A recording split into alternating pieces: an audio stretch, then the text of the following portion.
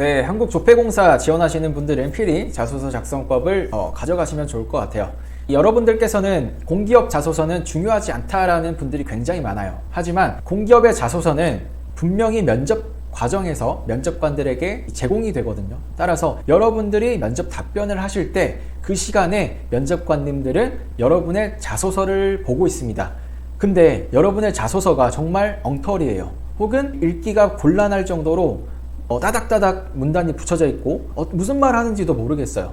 그러면 이 친구는 공기업의 직원으로서 정말 글을 못 쓰구나 라는 생각이 들 수가 있겠어요. 그리고 정말 이상한 똥딴지 같은 소리를 한다면 여러분들은 면접을 아무리 잘 보셨더라도 여러분들의 선입견을 가지고 볼 수가 있어요. 그래서 분명 정량적인 평가로 서류에 통과하셨겠지만 면접까지 자소서는 이어진다. 그리고 자소서에 적은 내용이 분명 이 면접 과정에서 질문이 될 수 있다라는 점에서 저는 공기업의 자소서도 충실히 써야 된다. 전략적으로 작성해야 된다라고 생각합니다. 한국조폐공사 뭐하는 기관일까요?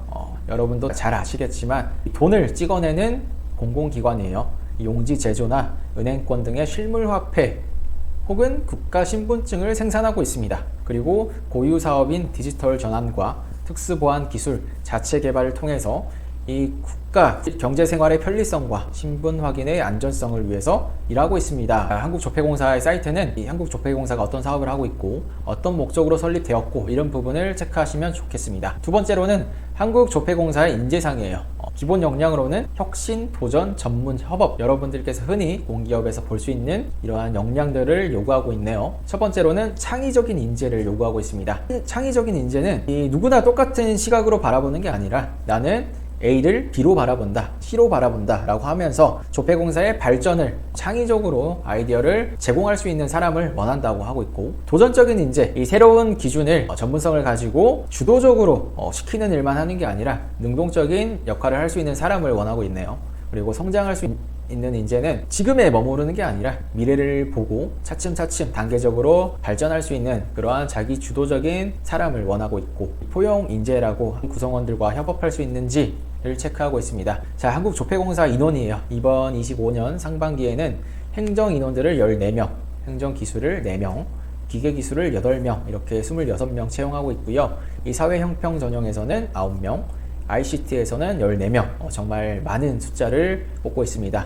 여기서 추가로 고졸 출신 분들을 위해서 5명을 채용하고 있네요. 총 54명을 채용하고 있으니 꼭 도전하시면 좋겠습니다. 이 한국조폐공사의 자소서를 작성하실 때는 공기업도 마찬가지예요. 공사의 주요 사업을 각 직무마다, 채용 분야마다 직무 기술서를 한번 열어보시고 주요 사업과 직무 수행 내역을 한번 쭉 보시면 좋겠어요. 이 행정사무의 직무 기술서를 가지고 왔어요. 사무의 직무 기술서 내용 중 내가 어떤 부분, 기획, 영업, 평가, 홍보, 총무, 인사급여, 재무회계, 조달, 국제협력 이런 부분들이 있는데, 내가 과거에 어떠한 실무 경험이나 내가 취득했던 자격증이나 내가 수강했던 교육을 통해서 어떤 포지션에서 내가 강점이 있는지 먼저 집어 넣으시면 좋아요. 그리고 한 개만 집어 넣으시 마시고 내가 어떤 자격증이 있기 때문에 이 기획 부분에서 역량을 발휘할 수 있다, 혹은 인사급여, 재무회계에서 역량을 발휘할 수 있습니다 라고 연관시켜서 작성하시는 게 포인트예요. 바로 들어가 볼게요.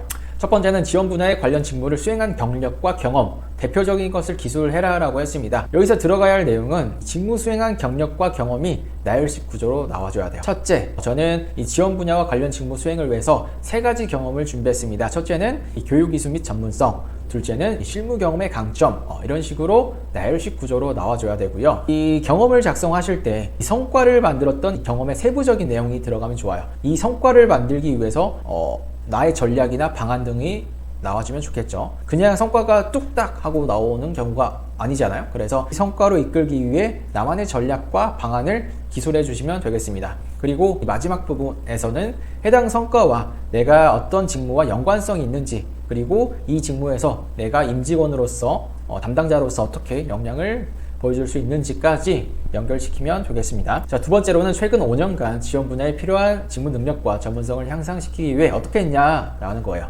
최근 5년이라면 여러분들께서 대학생이나 아니면 직장인이라면 현재 이 직장에서 어떠한 역량이나 어떠한 이 실무적인 것들을 발전시키기 위해서 노력했냐라는 거죠. 여기서는 첫 번째로는 이 성과 경험이 나와줘야 돼요. 저는 최근 5년간 지원 분야에서 필요한 능력과 전문성을 키우기 위해서는 어떠한 성과를 달성한 경험이 있습니다. 이게 정량적인 자격증 취득이 나와줘도 좋고, 정성적인 어떠한 프로젝트 수행 과정에서의 나의 실무 역량을 키워냈던 사례가 나와줘도 좋아요.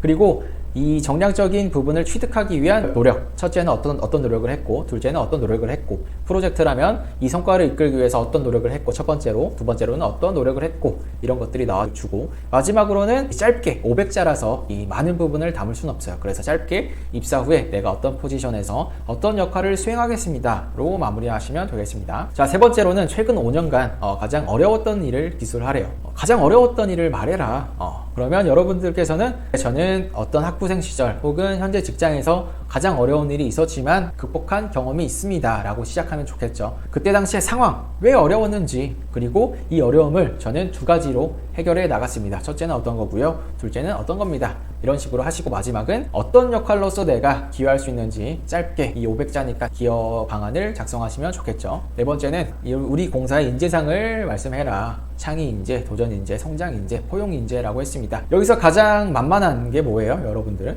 창의적인 혹은 도전적인 이런 부분이 가장 만만하다라고 할 수 있겠습니다. 창의 인재는 기존에 있던 것들이 아닌 나의 아이디어로서 발전시킬, 디벨롭했던 이런 경험들. 도전적인 인재라고 한다면 정말 누구도 야 그거 어려워 어떻게 하겠냐라는 이 만류에도 불구하고 여러분들이 도전해서 어떠한 성과로 이끈 경험이 나와주면 좋겠어요. 여기서는 이 다수가 함께 공동의 목표를 달성했던 경험이 나와주면 아주 좋아요. 들어가야 할 내용은 인재상과 적합한 이유를 자신의 성과를 두 갈씩 구조로서 작성하시면 돼요.